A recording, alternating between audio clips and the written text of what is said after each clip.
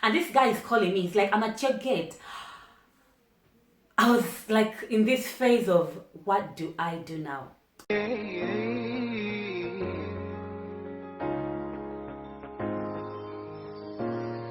You trying to make me, I wanna leave and you're making, I try to see the one I need to love. Hello everybody and welcome to Linda Tina TV. It's February, the month of love, and next week is Valentine's Day. So I thought I'd share with you guys a story about my first Valentine's date, or what was meant to be my first Valentine's date, which was quite hilarious. So here's what happened. I was about 17. I was 17 turning 18, and there was this guy who liked me and wanted to take me out for a Valentine's date. So we made plans, and we organized to meet at 8. He said he would pick me at my house. Now, my mom didn't really mind us going out as long as we were together, like me and my sisters, because in her mind, we were sticking together and not doing anything naughty. Don't worry, mommy, we were good girls for the bigger part. Anyway, that day, I didn't think anything was going to stop me from going, because, it was an early date anyway. I would be back home by midnight, and all my sisters were going out. My older sisters were going out for their Valentine's Day. So, yeah, I make appointments with this guy. He says he'll pick me up at home at 8. I start preparing myself early that day, and I'm like all geared up. Valentine's, my first Valentine's. Yay! I've told all my friends and my sisters, oh, I'm going out for a date. He's picking me up, blah, blah, blah, blah. I'm excited.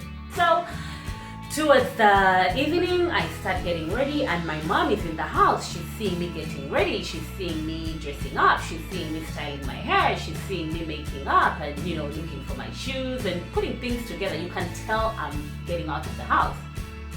She didn't say anything. She didn't bat an eyelid. So I kept, moving up and down in the house, talking about what I think the date is going to be like, where I think we're going to be going, and she's not saying anything. So I dressed up, and I remember I went through the corridor, the house corridor, to find my shoes or something, and she asked me, why are you all dressed up? Where are you going? And I told her, oh, I have a date.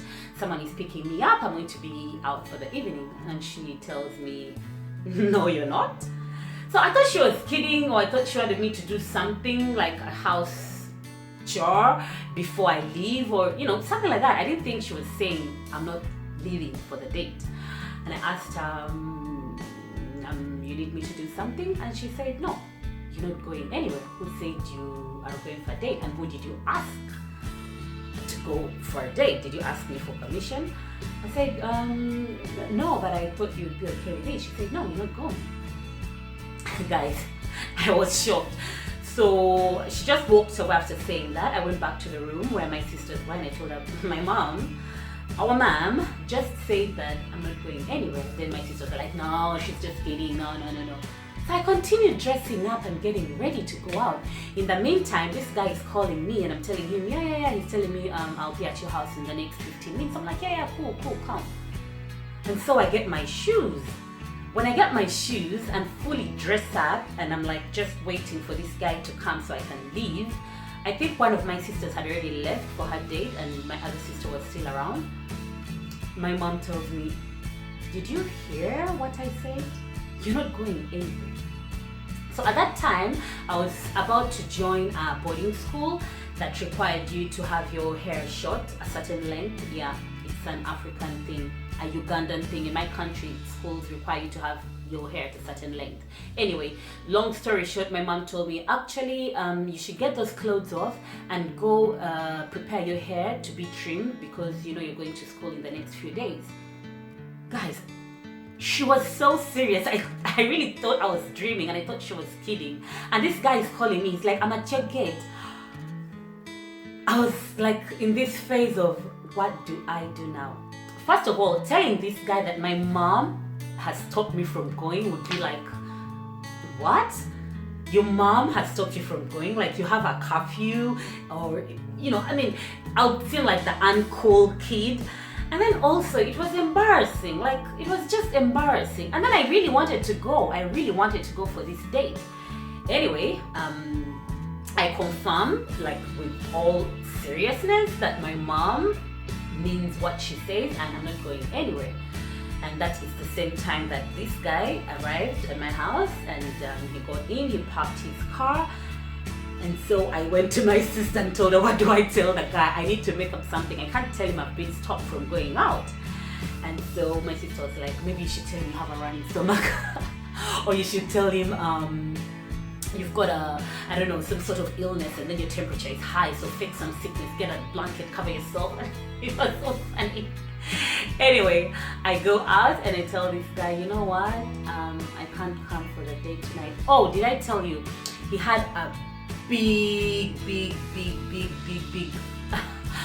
bouquet of roses for me and a big box of chocolates. So he gave them to me, and I told him, I'm sorry, but I can't come for the date. He's like, what do you mean? The restaurant is booked, everything is booked. I told him,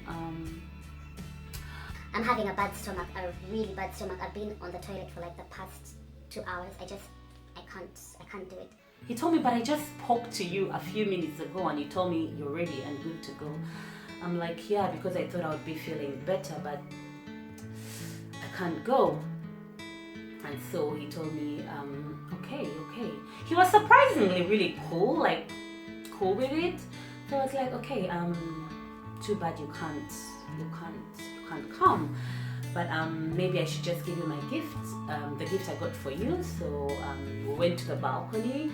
We sat at the balcony, and then he gave me a chain, like a really beautiful golden chain. It's so funny. I had the chain right until a few years ago, like maybe 2 years ago. I don't know. I think while we were moving houses, I lost it, but I had it for a very long time. So he gave me this chain and a ring.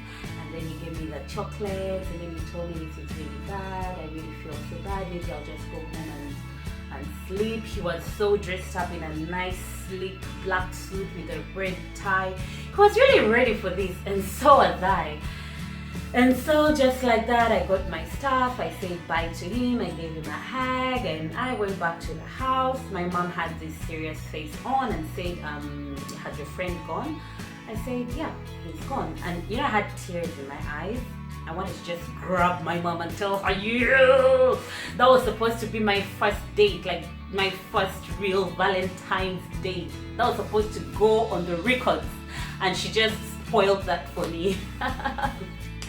Anyway, my mom told me, I think you should now, I had braids in my hair, so she told me, I think you should now unbraid your hair and then get ready to have it cut off tomorrow to the required length and start packing up your stuff for boarding school, and forget about this whole Valentine's, whatever it is you thought you were going for.